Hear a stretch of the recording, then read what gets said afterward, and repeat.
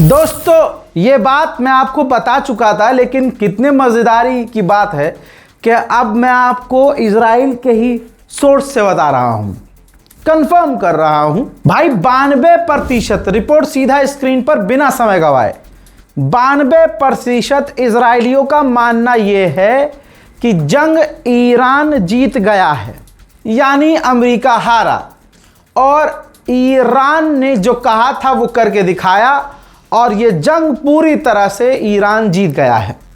अगर आपको नहीं पता तो बता दूं कि नेतन्याहू मुसीबत में है। नेतन्याहू पूरी तरह से जोर लगा रहा है, फड़फड़ा रहा है, दिखाने की कोशिश कर रहा है कि वो जीता है। लेकिन कल की रिपोर्ट में मैंने आपको सबूत दिए थे कि उसकी विपक्ष की पार्टी जो हमेशा ईरान के नाम पर एक हो जाया करते थे, अब एक नहीं हो रहे हैं। कह रहे हैं कि नेतन्याहू सरेंडर हो गया है, नेतन्याहू ईरान के साथ लड़ने में हार गया है और अब रिपोर्ट आ गई है। सिर्फ इतना ही नहीं, दुनिया भर के बड़े बड़े अखबार ये भी लिखते आ रहे हैं और खुलकर लिख रहे हैं कि अमेरिका यानी डोनाल्ड ट्रंप जंग हार गया है।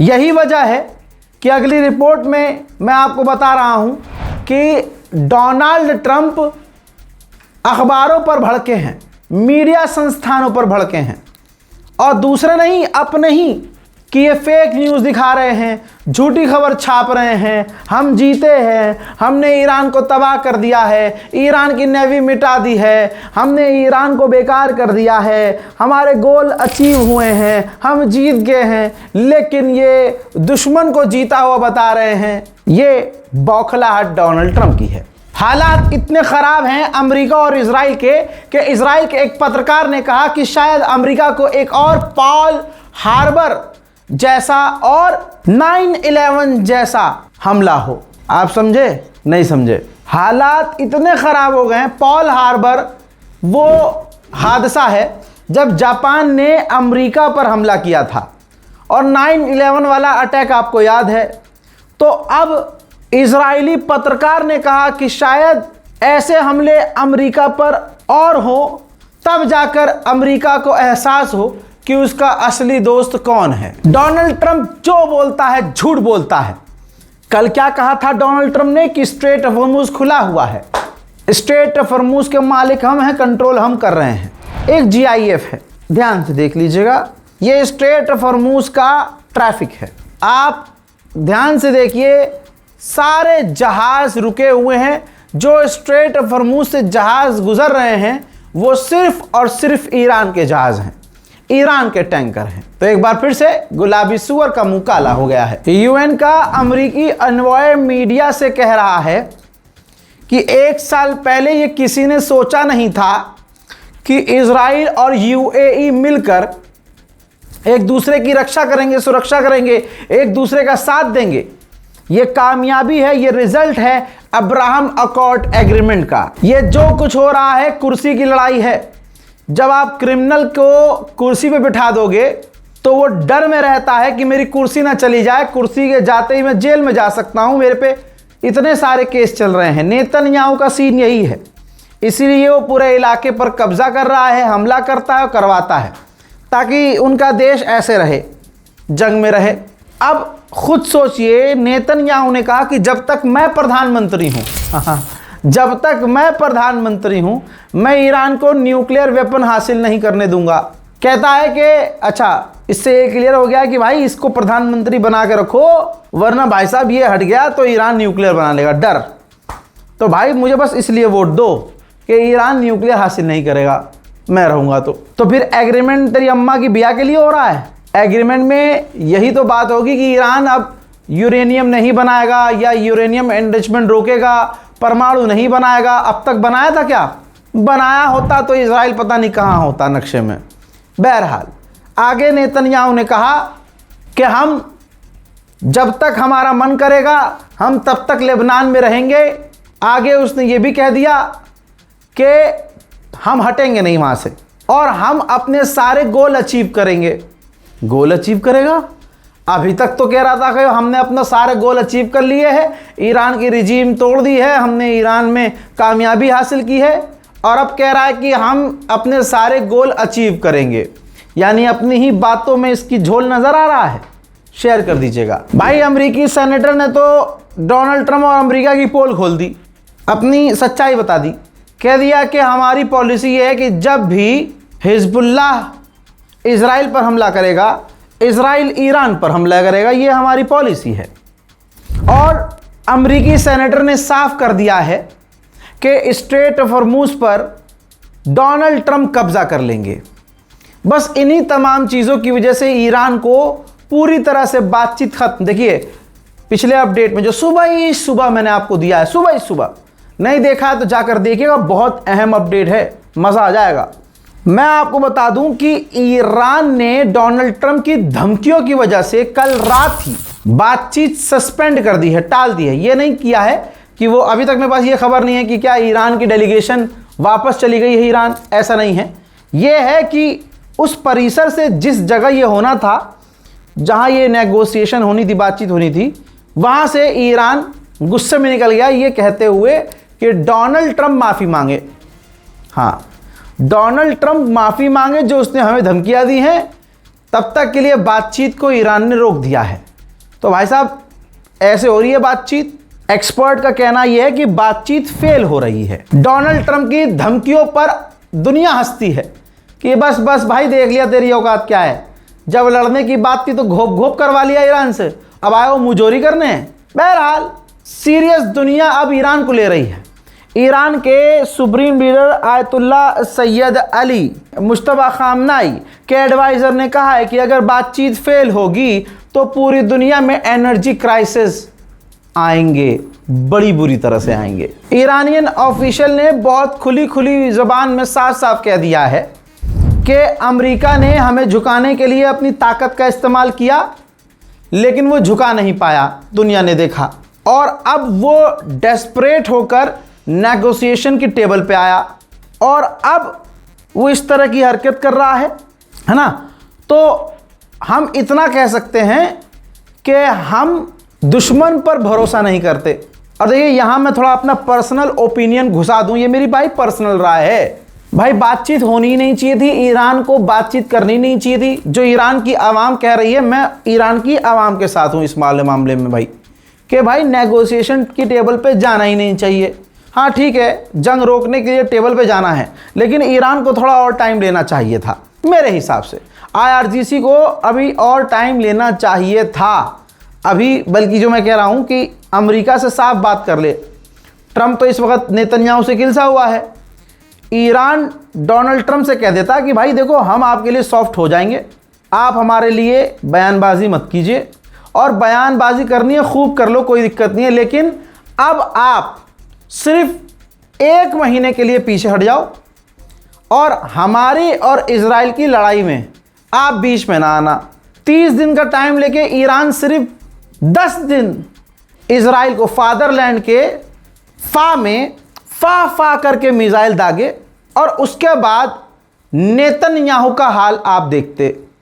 बहरहाल हमारी तो कोई औकात नहीं है, लेकिन एक सजेशन है। वहीं एक और रिक्वेस्ट है, अगर क्या पहुंचती है ये बात।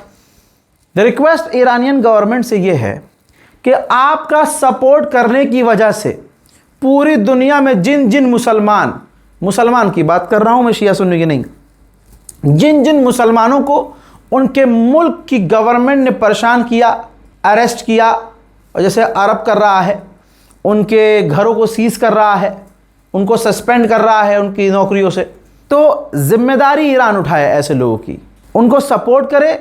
क्योंकि ईरान को जो दुआएं मिल रही हैं पूरी दुनिया से मुसलमानों की, और ऐसे और लोग भी हैं जो नॉन मुस्लिम हैं, दुआएं दे रहे हैं, लेकिन अगर ईरान का सपोर्ट करने की वजह से उन्हें सज़ा मिल रही है तो ईरान को ऐसे लोगों के लिए स्टैंड लेना चाहिए। ये एक अपील है। अमेरिका को जितने अच्छे से मैंने समझा है और आपको समझाया है, अल्हम्दुलिल्लाह हमारे व्यूवर्स बहुत समझदार हैं। कमेंट में पढ़ता हूँ, ज़बरदस्त उनके पॉइंट्स होते हैं कि भाई, और मेरे पॉइंट्स उनकी बातों से मैच करते हैं, क्योंकि हम सब अमेरिका को पढ़ चुके हैं। मैंने कहा था ना कि अमेरिका का पैटर्न है, भले ही वो अंदर नाक रगड़ रहा है ईरान के आगे, लेकिन बयानबाजी ऐसी करेगा जैसे कि हो हम जीत रहे हैं। और ये खुद डील खराब डोनाल्ड ट्रंप कर रहा है। अब नेतन्याहू तो है ही कामयाब इस डील को खराब करने में, वो लगा पड़ा है, लेकिन डोनाल्ड ट्रंप ने जिस तरह से बदतमीजी की, बयानबाजी की, और आगे की सुनिए, सेंटॉम भी कूद गया इस डील को खराब करने के लिए।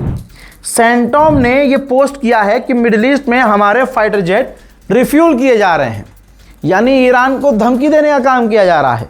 और कितने मज़े की बात है कि ये इन्होंने, यानी अमेरिका इजराइल ने अपनी पूरी ताकत का इस्तेमाल किया है ईरान पर, पूरी ताकत का, पूरी की पूरी ताकत का इस्तेमाल किया है, तब भी ईरान को झुका नहीं पाएंगे। तो सोचिए, जब हमला करके ईरान को नहीं डरा पाए, तो ये तुम फाइटर जेट को रिफ्यूल करते हुए ईरान को धमका पाओगे। और ईरान ने अमेरिका के लगभग तमाम मॉडल्स जो फाइटर जेट हैं सबको हिट किया है। तो ये फाइटर जेट ईरान को दिखा रहे हो भाई। मुहर्रम चल रहे हैं, मैं फिर से बता रहा हूँ। और ये शिया जो है ना भाई, दिमाग के पट होते हैं। दुश्मन सामने आता है ना, फिर तो फिर हैदर हैदर होता है, खैबर खैबर होता है, और बीच में से दुश्मन चीर चीर होता है। अबे भाई मुहर्रम चल रहा है भैया, काहे पंगा काहे ले रहे हो?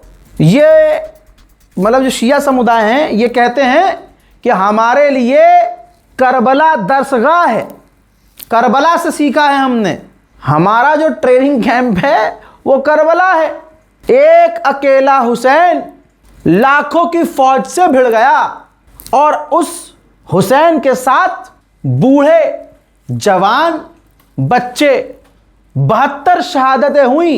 खुद हुसैन, इमाम हुसैन ने अपना सर कटवा लिया, यजीद के आगे झुका नहीं।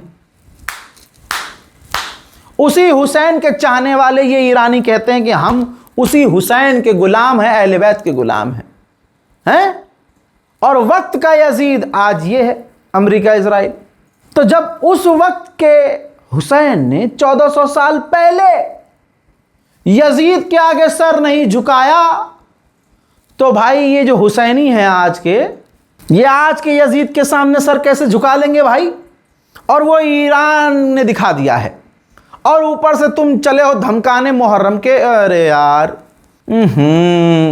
कोई गुलाबी सुअर को ईरानियों का, हुसैनियों का इतिहास बताओ, तब शायद ससुरे को समझ में आए कि एक तो पहले से ही पट कर रखा है दिमाग तुमने ईरानियों का, ऊपर से मुहर्रम में भी भिड़ने की तैयारी में हो भाई, दिक्कत में आ जाओगे बहुत ज़्यादा। भाई दोस्ती निभाने में ईरान जैसा कोई है? हकीकत यह है, ईरान छोड़ो, जो भी हुसैनी हो और अहले बैत का चाहने वाला हो, गद्दार नहीं हो सकता।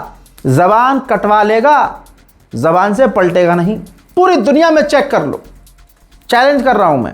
ईरानियन ऑफिशियल ने कहा है कि हम अपने साथी लेबनान को अकेला नहीं छोड़ेंगे।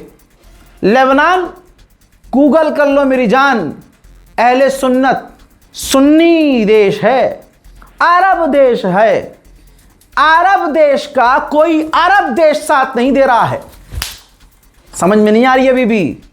शिया सुन्नी करने में लगे पड़े हो। लानत है तुम्हारी जात पे। कैसी मां ने तुम्हें पैदा किया भाई साहब कि उसके दूध में वफा नहीं? तुम्हें समझ में नहीं आ रहा? आज परवरदिगार आलम दुनिया को क्या दिखा रहा है, कौम समझ नहीं रही। भाई शिया है ईरान, इसलिए हम नफरत कर रहे हैं ईरान से कि नहीं ईरान को सपोर्ट नहीं कर रहा, ईरान तो भाई शिया है। और फिर वो कौन है? लेबनान, तुम्हारे मामू का बेटा है भाई, बिल्कुल सुन्नी है, तो हमें सपोर्ट करना चाहिए लेबनान को। और अरब, सारे अरब लेबनान का साथ देना चाहिए। कोई दे रहा है साथ? नहीं दे रहा। लेबनान के साथ कौन खड़ा है? सिर्फ ईरान खड़ा है, शिया देश। लेकिन हम कितने बेगैरत हैं, हमारे समाज में कितने गंदे सुअर हैं, इतने गंदे गलीज लोग कि अभी भी ईरान से खुन्नस निकालनी है, चिड़ है बस। इसलिए कहते हैं भाई, हलाल कोख से पैदा होगे और हलाल गिज़ा खाओगे ना, तब तुम्हें सही को सही, गलत को गलत बोलने की हिम्मत आएगी।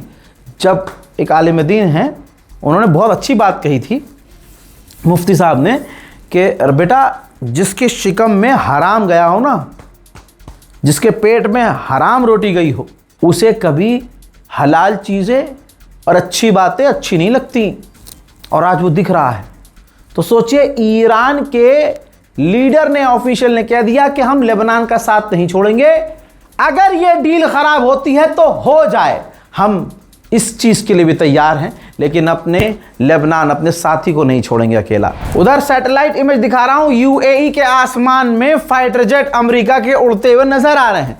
मिडिल ईस्ट में दिखा चुका हूं, और साथ ही अब आप ये देख लीजिए, ये ईरान को धमकाने की कोशिश है कि ईरान को जो है ऐसे दिखा देंगे कि देखो भाई, अच्छा डोनाल्ड ट्रंप ने कितना हरामीपन किया। सुबह की वीडियो में बता चुका हूं कि ट्रंप ने यह भी धमकी दे दी थी कि अगर हमारी बात नहीं मानी, हमारे हिसाब से डील नहीं की, तो जो ईरानी डेलीगेशन स्विट्जरलैंड आई है वो वापस नहीं जा पाएगी। इसी बात पे ईरान को अपना दम दिखाना चाहिए था और तुरंत अपना जहाज पकड़ते, टेक ऑफ करते, तेहरान वापस जाते। मैं यहां पर ईरान के बिल्कुल समर्थन में नहीं हूं कि यह हराम का जना तुम्हें धमकी दे जा रहा है, पूरी डेलीगेशन को मारने की बात कर रहा है।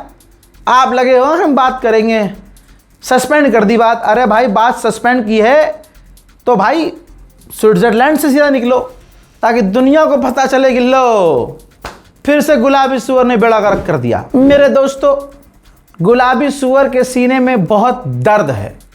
किस तरह से वो जंग में फड़फड़ा रहा था, मैंने आपको लाइव जंग में बताया था कि वो भीख मांग रहा है, धमकी दे रहा है नेटो को, यूरोप के देशों को कि मेरी मदद को आओ, अमेरिका की मदद के आओ, स्ट्रेट ऑफ हॉर्मूज खोलाओ, ईरान पर हमला करो।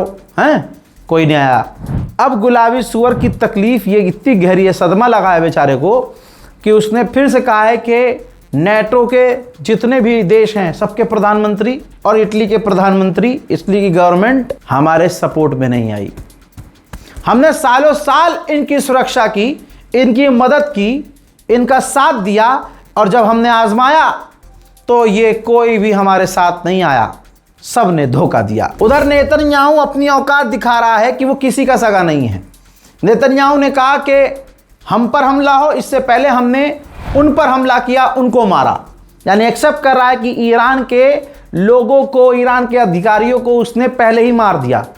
मतलब अपने मन से सोच लिया कि ये हम पर हमला करने वाले, और हमला करवा दिया। नेतन्याहू ने आगे कहा कि हमारे सहयोगी, हमारे साथियों ने कहा कि ईरान की सरजमीन पर हमला ना करना, लेकिन हमारे जहाज उनके आसमान में थे और हमने उन पर हमले भी किए।